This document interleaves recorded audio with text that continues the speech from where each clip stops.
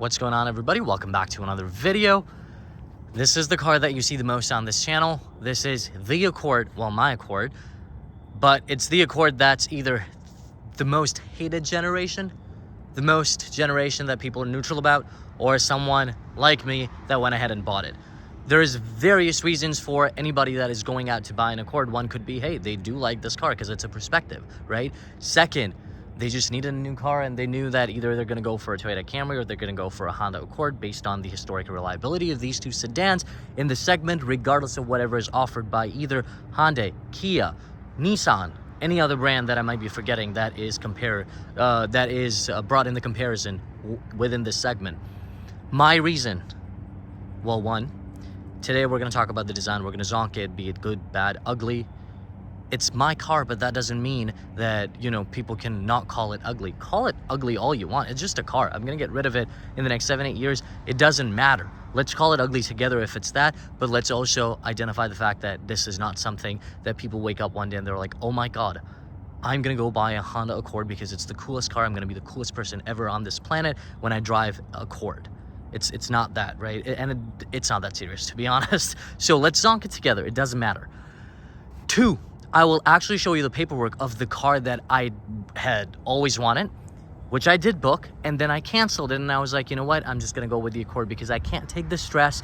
I can't deal with all of the idea that that car would have brought, or that brand in general would have brought. I have the paperwork. We're going to talk about it at the end of this video, so I'm going to make it quick about the runaround of the car, and then we'll talk about what I actually had purchased and what I ended up buying, which wasn't even on my list of choice.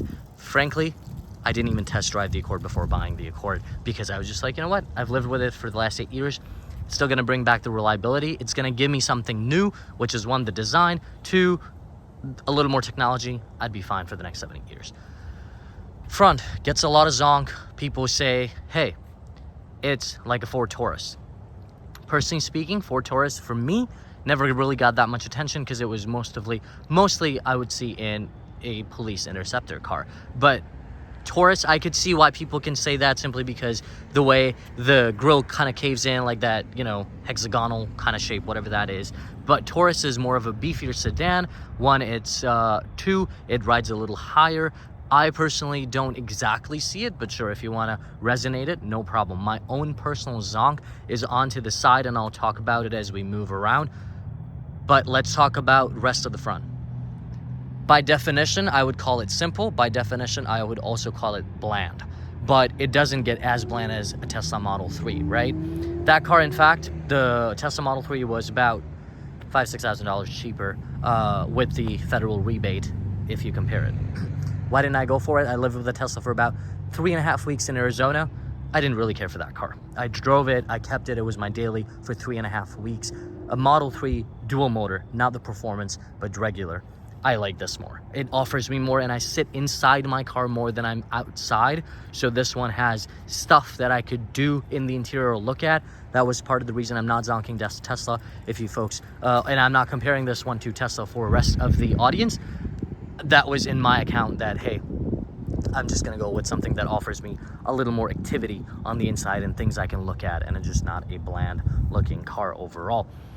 Full LED headlights. You do not need fog lights after these headlights because 1, you could see far, you can also see in your peripherals there, so you don't need it, but fog lights would have added a little more character to the front if it had one. Mine doesn't have the front license plate, but if you want to hide the blandness a little bit, maybe you can tack on a front license plate. If your state doesn't mandate it, I don't know, put something else, put your favorite sports team or something like that.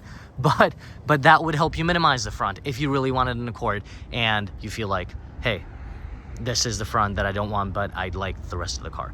But hey, there's a billion other cars you could also choose from, so you know what, no one's forcing the Accord down anybody's throat, right? But these are the cars we can talk about. We should be talking about it. If we're into cars, we should talk about it, regardless of good, bad, or not so good. My own zonk as I'm zooming into that from this very angle where the fender meets the lip nose over there, looks like a Chevy Malibu.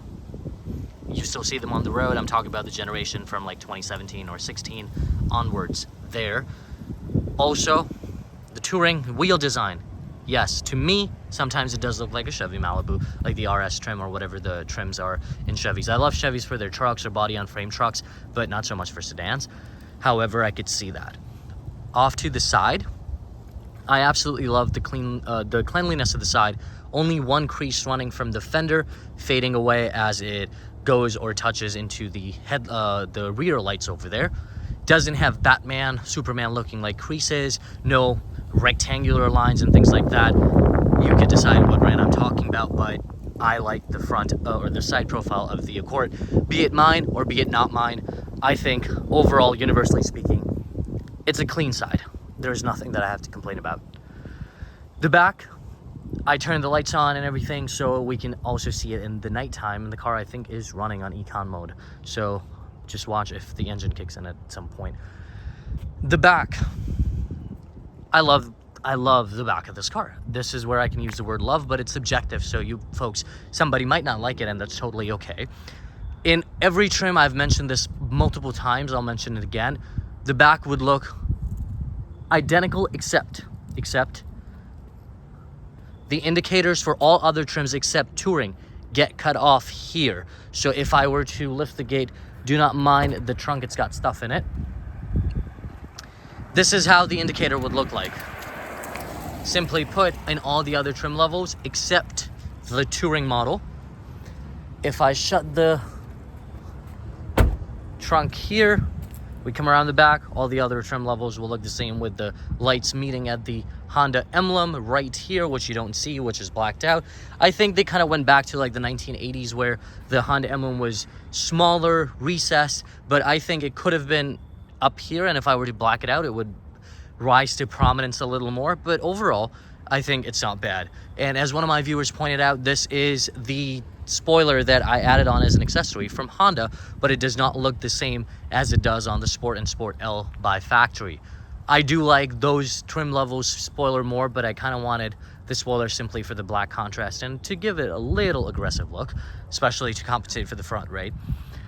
Overall, in the nighttime, you don't really see gloss versus matte, but Touring has the gloss, that's not a diffuser, whatever it is, the bottom lip of the car, but no exhaust exposed on any trim levels at all. I think it could add more character to Sport and Sport L if they had the exhaust tips entering here. But overall, if we were to give the design Q in 3 quadrants 10 out of 10, I think for the back I can give, for my liking, maybe 8.5, 9 for the back, because I would prefer, even if it was fake, exhaust to be exposed, especially in the Sport and Sport L models, just to give that aggression. Though it's not a sports car, though it's not comparing to any sports cars, Accord doesn't really compare in this segment with any sports car, really, right? You can compare the Civic Type R with something on that aggression level, but not for the Accord. The sides, I think with the side, if we're giving it out of 10, it could be a 7, sure. Like, if there's something missing, sure, let's talk about it. And then the front, I can give to be on the same side as everybody else when it comes to not negating the fact that, oh, it's my car, so I love it. No, I could give it a 5. I don't care, really. Let's talk about it, because what we like versus what we don't like. Jumping on the inside to show you folks the paperwork of the car that I had actually booked for myself. Actually, it wasn't running. I had it turned off. Now it's running. All right. So let's talk about the car that I had actually gotten. The car that I actually had gotten or booked out was the 2023 BMW 330i M package. This is the paperwork. You see my actual payments on that car. I was getting it out the door for $57,430. I'll break it down for you. The BMW 330i xDrive, $45,800 was the MSRP. Then I had a bunch of options added to it. Options such as the driver's assistant package. Options such as the M package, which was like $3,100. Then options such as the heated seats, not ventilated, just heated. This one, by the way, has both heated and ventilated. Heated seats that gave me heated steering wheel. And then a bunch of other things like the wireless charging pad for like $100. The dash built-in cam recorder thing for $100. A bunch of things totaling up to this price. And then the 995 Z-Guard that you see was the ceramic coating that BMW had coated me for.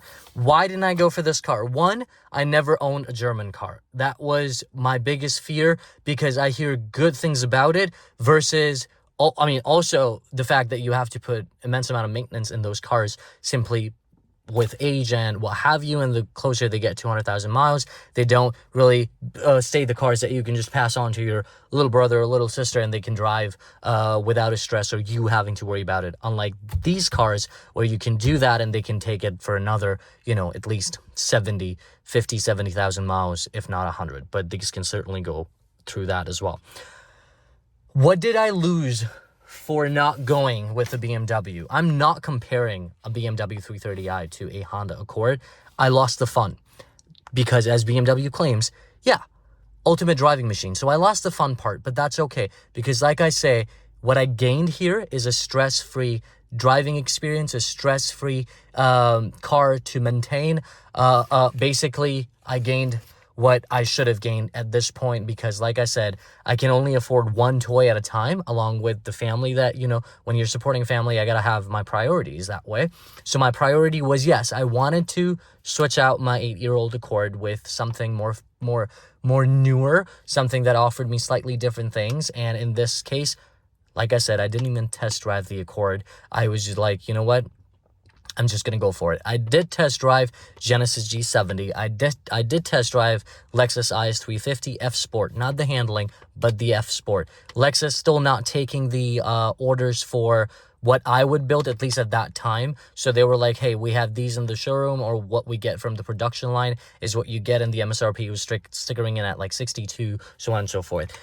I had this. I wanted a car. I wanted a car in the summer to enjoy before the snow hits. So when this was still being, produced or would have gotten into production, BMW called me and say, "Hey, we have a similar car with some of the similar specs. If you want to get that out and you'd be able to drive it because we have it on the lot." So that car was 2024 BMW 430i.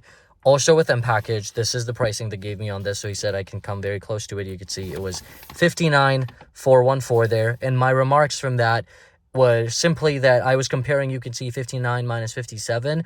You could see that I wrote, not the car I want, no red Tacora red interior, no driver assistance package there, and no 360 in that one, and no dash cam recorder. So I ruled this one out too. And for 430, I don't particularly like its back and like the rear design of it, and I also don't like how the indicator light is just so small to the car. Like those little things does matter to me, especially if I'm spending 60,000-70,000 on a car.